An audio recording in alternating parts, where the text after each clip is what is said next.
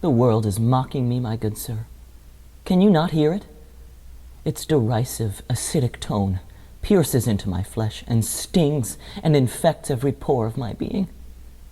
It is impenetrable, it is ruthless, and yet it comes and goes so quickly. But the bruises and wounds it imparts are not so ephemeral. These wounds are permanent. My old and time-worn body cannot stop the perfidious infection of the world. The world's cruelty is like a gust of icy wind passing through a barren tree, devoid of any leaves that would serve to block the cold breeze. I cannot save myself from it. It sweeps me off my feet in its raging current, and it carries me away. Now I am here with you, and yet I am alone, alone to face my fears.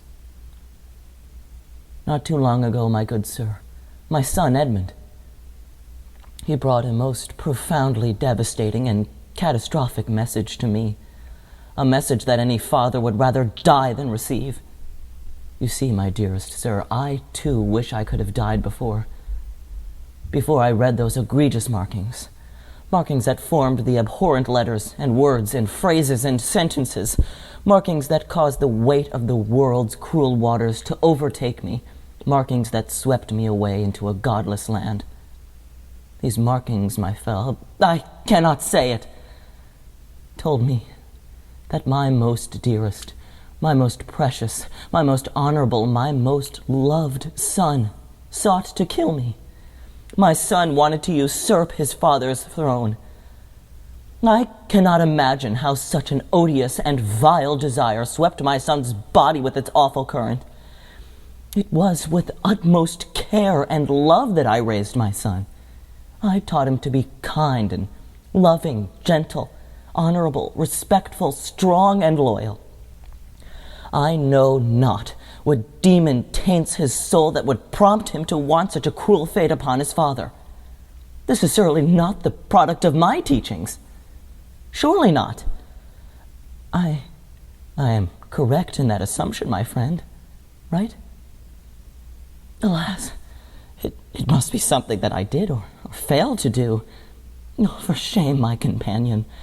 What have I done to my son to cause him to desire to kill me? How can his thirst for power and land and prestige and wealth be greater than his love for his father? Alas, my dear sir, there is more. The most noble and just King Lear divided his splendorous kingdom among his 2 daughters, and I dare not say their abominable names. The iniquity with which they treated their father is disgusting. They cast him out into the rain, into the storm, into the cruel current of the world. And I feared that this raging, insurmountable current would overwhelm Lear as it is doing to me. So they tore out my eyes as punishment for my trying to defend the king. Yes, my friend, they bound me, they ridiculed me, and they treated me like a beast due to their unending thirst for power. Then they used a sword to cut out my eyes, my dearest fellow. And still there is more. Who will defend England from the onslaught of French forces now moving with crushing speed towards us at this very moment? I can hear their boots sloshing mud and thudding earth, edging closer and closer to bring forth England's demise. England, it seems, my friend, will soon perish from this earth. For shame.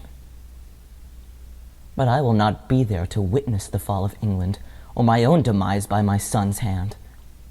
This is a cliff, you say. Ah, my luck is at last on my side. So long, my good sir. You have helped me a great deal, but now I can be of no help to anyone.